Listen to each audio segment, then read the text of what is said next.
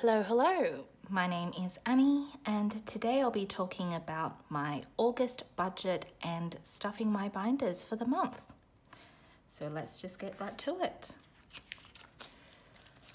I deal with a combination of both physical cash and prop money, mostly because I have a mortgage and I'm trying to offset my interest. So this means that if I keep money in my bank account that is linked to my home loan, I don't actually have to pay the interest on that amount on the mortgage. The mortgage is new for me, so I'm still learning, and I'm also learning how to film this, so please bear with me if you're still watching. So I'm gonna just come right out with it and admit that I'm in a bit of a budget hole. I'm self-employed, which means that obviously I control my own income and my own retirement savings, superannuation, as well as my own taxes. Now, I really shouldn't be in financial distress, but yet I kind of find myself here in this position because my clients haven't been paying me in full for the last 2 months.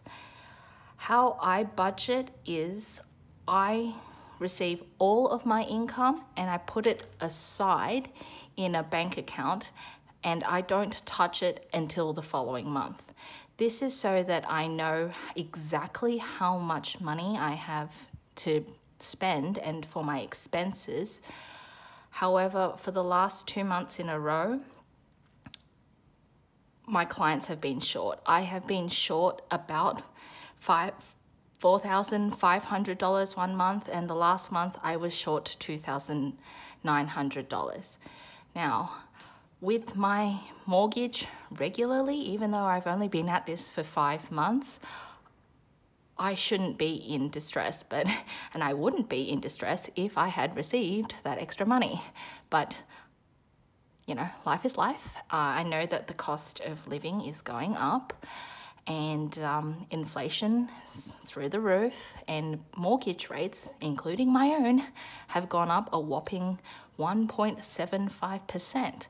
So I'm going to have to make do, and I'm going to have to really watch my money, which is something that, quite frankly, I really never had to do because an extra, average $3,000 a month on top of this allows me to live quite a comfortable life.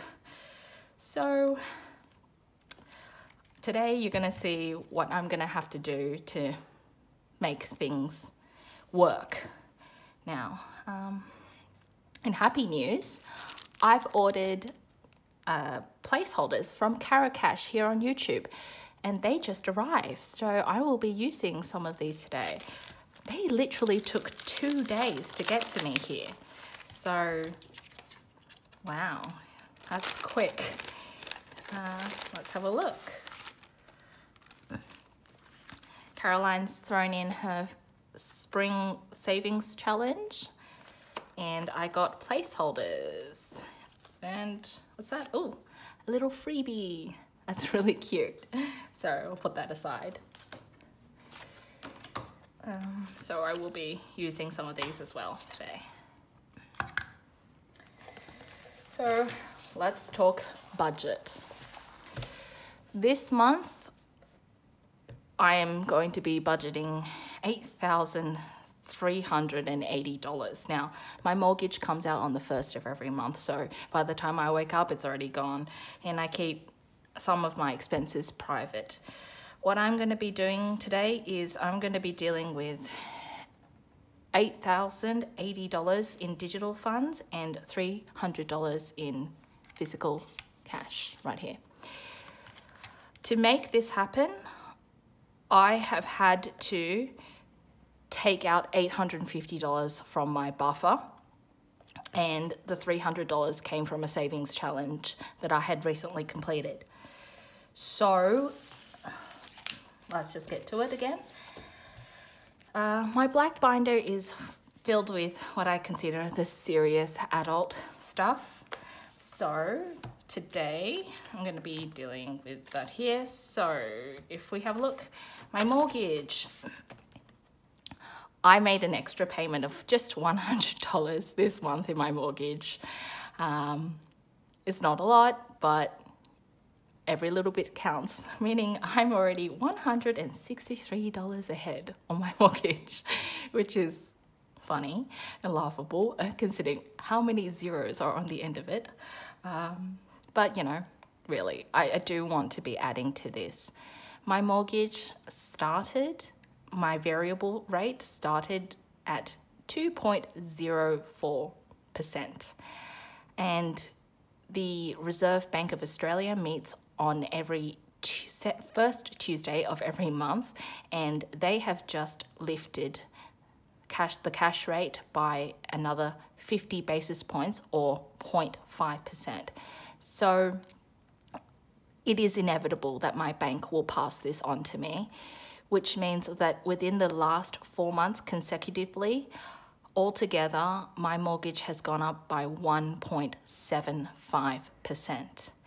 The last time that the Reserve Bank of Australia lifted interest rates for 4 months consecutively was in 1990.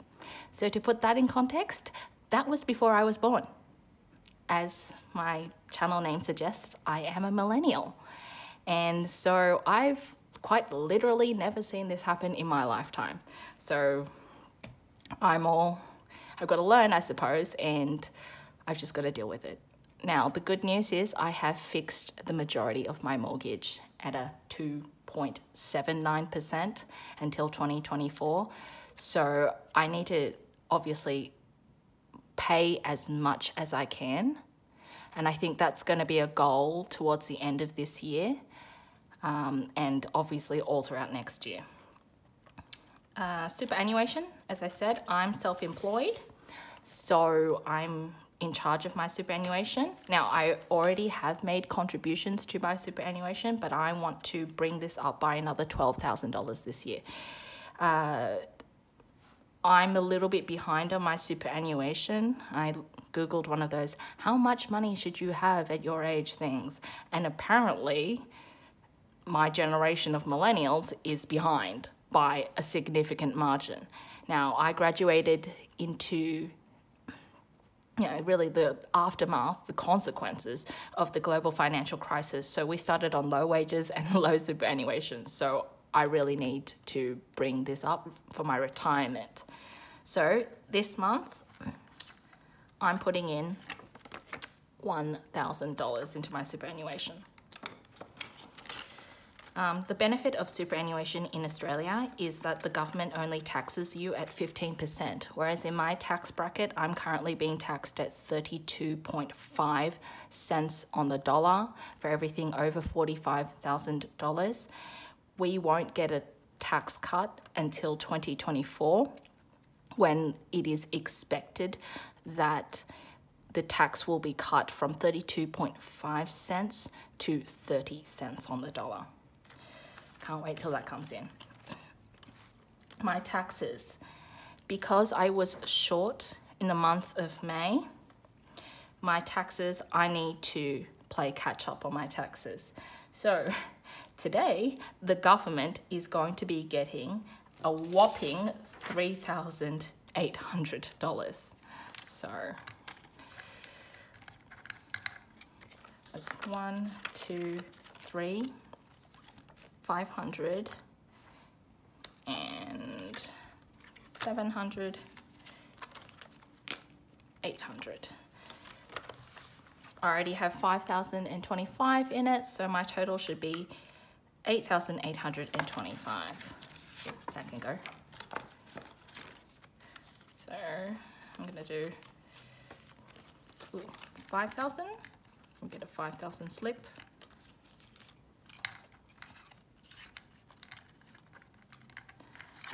Aren't these gorgeous? They're from Caro Cash here on YouTube. So 5,000, 6,000, 7,000, 8,000, $500, $700, $800, and 25. So can't wait until my tax return. I hope I get a big tax return. I do expect to get a tax return. We'll see. The previous government did instate a cost of living tax cut of $1,500, so I expect to get that at least. My bills and my utilities are getting $300 this month. So it's 1, 2, 3. $300. I already have, I should have 300 in there already, 600, so I should have $600. Well, I'm gonna get a placeholder, that's what I'm gonna do.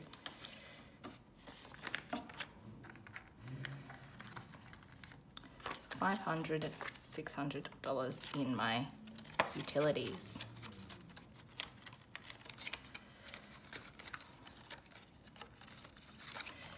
My council rates are getting $210 this month, and they're slated to come out at the end of the month, so that's $210. So I should have 320. So it's 100, 200, 300, 10, 20. My strata bill is getting $205, so that's 100, 205. In there already is $200, 1, 2, so I should have 405, so that's 1, 2, 3, 405.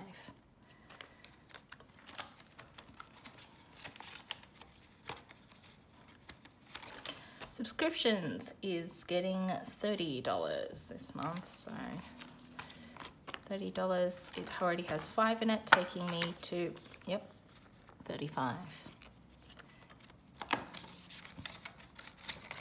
Medical is not getting anything. My business expenses, again, it's getting $150, so I need to go see my accountant, obviously, at the end of the month or early in September. So that's always a big expense for me. So it should have $170, so 51, 50, 70, there you go. My savings is getting $400. Now I'm going to replace this with a new Caro Cash slip, so $600 plus 400 makes 1,000. I really do want to rebuild my savings. When I took on my home loan, I, in hindsight, wisely made the decision to borrow about $20,000 less than what I originally had wanted, and I used my savings instead to cover more of the home purchase. And so I have actually been using all of my excess income every single month to buy furniture. Now I've had to furnish this place entirely. So new couch, new bed, dining table, appliances, you know, everything. So it has been a very, very, very expensive last 4 months for me. So I now have $1,000 in my savings. My challenge. This is a really big priority for me because I've decided I want to take this money and put this in my emergency fund. I've had to dip into my emergency fund recently because, as I mentioned earlier, I have been running at a deficit. You know, May, June, I ran at a $4,500 deficit. So I'm going to be putting in $770. I'm going to be doing 2 of these. So let me just check, but I do want to replace this with a slip. So 385 times 3 equals 1,180. 1,055. So I should put in a 1,155. That's how much is going in there.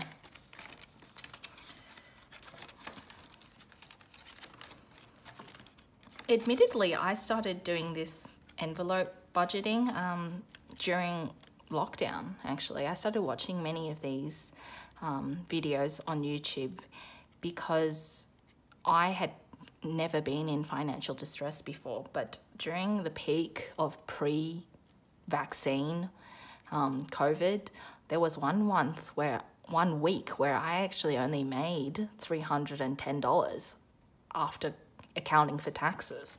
So this system is really helping me and at least manage what the cash flow is coming in. Emergency. My emergency fund has $10,000. I'm going to put a slip in, $10,000. I really desperately want to get this up. I want to get this up so that I can very comfortably have 6 months of expenses in here, mortgage plus living expenses plus, you know, having it all in. Currently, 10 grand would give me 3 months. That's if I couldn't work, if, you know, my clients really can't pay me. 3 of my clients have already indicated to me that this month they might not be able to pay me. So this is a really growing concern. You know, I'm working, but, you know, it doesn't count unless the money lands in your account. So that's this binder done. For the green binder, my green binder is my daily expenses plus any additional savings that aren't really absolutely necessary. So my green binder, I have some cash rollover from last month. I have some bank rollover from last month. My groceries will be getting $360 digitally and $240 in cash. So 300, so I'm gonna do, actually no, I'm gonna do, sorry, 100, 200, 350 plus 60.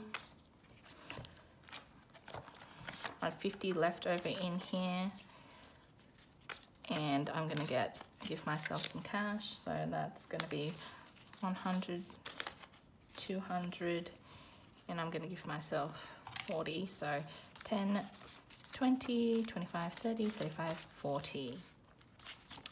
There you go. So altogether, that's 51, 52, 53, 54, 55, 56, 10, 20, 30, 35, 40, 45, 50. So 650, correct. Right. Again, I just want to spend my money wisely and maximize everything in my offset account so I don't have to pay interest on that amount in loan. I had a look online at my bank's offset calculator, and if I can keep at least $25,000 in my bank account, I will actually save myself in excess of $900 a year just in mortgage interest repayments. So I really want to get that up there so I can pay less on the home loan. So more groceries. My splurge, this is accounting for everything, like everything that I want to buy during the week, other than food, clothing, you know, going out, you know, even like a weekend away. So I just have one big bucket for that. Splurge is gonna get $300. So 1, 2, 3. Splurge already has $75 in it, so taking my total should be $375. Let's have a check. 51, 52, 53, 50, 75, correct.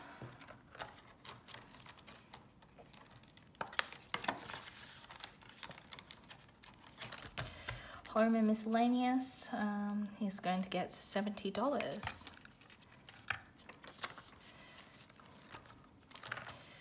So I should have 120 with a 50 inside, so 51, 20.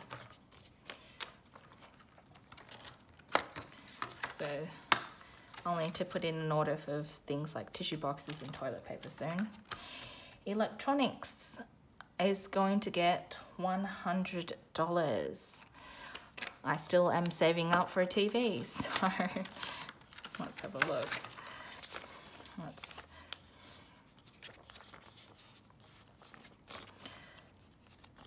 $100, $200, $300, $400. $400. Family, that's covering expenses for my parents and just some things that, you know, unexpected expenses that might come up. So that's 51, 20, 40, 50, $150. Beauty is going to get $20.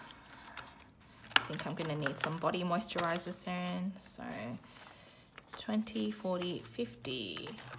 Yep, that's right. Gifts is going to get $100. So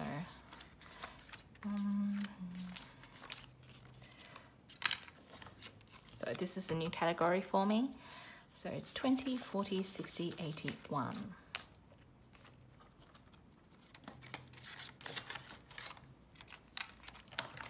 Hosting is not going to get anything. Events, this should cover things like Christmas, Chinese New Year, so I think I'll make this a priority maybe in the next few months. I've got to just deal with my budget hole first. So events is going to get $20 just to get it started off.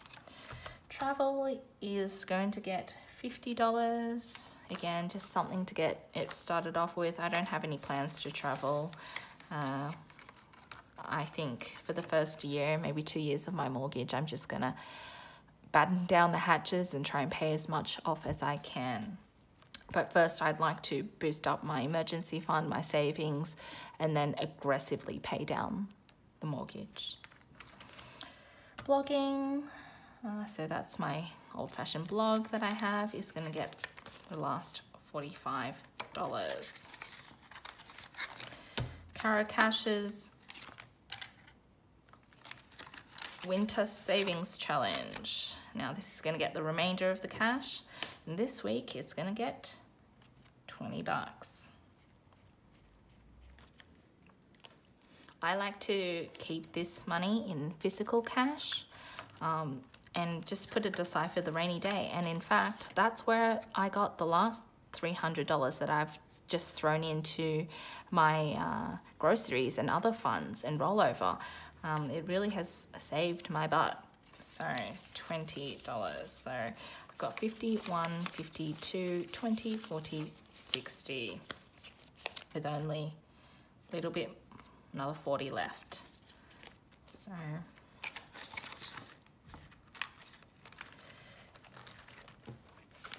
that's my 2 binders done. I'm going to put my excess cash away, $40 away.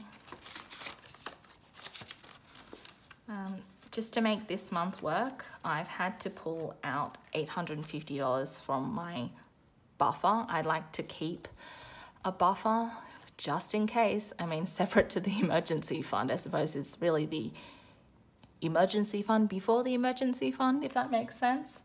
So I am hoping that this time next month, my clients will have managed to catch up on their payments, at least some of it, because, you know, otherwise it's a very, very tight month for me, and it really shouldn't be. Well, I'm not in, I would say, a lot of financial distress, but it is a bit mild. And my concern is that week after week and month after month, if this rolls on, I'm going to be in a little bit of trouble. I really shouldn't be in trouble. I wouldn't be in trouble, but you can't control how other people are managing their expenses. The cost of living is really high. You know, groceries are just so high. Everyone's mortgage, if they're on a variable interest rate, has gone up. And I live in Sydney, which is one of the most over-leveraged cities in the entire world. And Sydney property does not come cheap. You know, the news are throwing out numbers of, oh, you know, if people have a mortgage of, you know, $500,000, which is kind of laughable in Sydney, because if you own a freestanding home in Sydney, it's worth in excess of $1 million. Yeah, the median, that's the middle house price in Sydney, is already $1.35 million. You know, I've only got a little apartment here, and my mortgage is quite manageable when I'm not running, you know, $3,000 to $4,500, you know, in deficit a month. So, well, thanks for listening to my rambling. If you've been watching, thank you very much. I appreciate your support as I really try and document this journey for me. So thank you, and I hope to see you next time. Bye.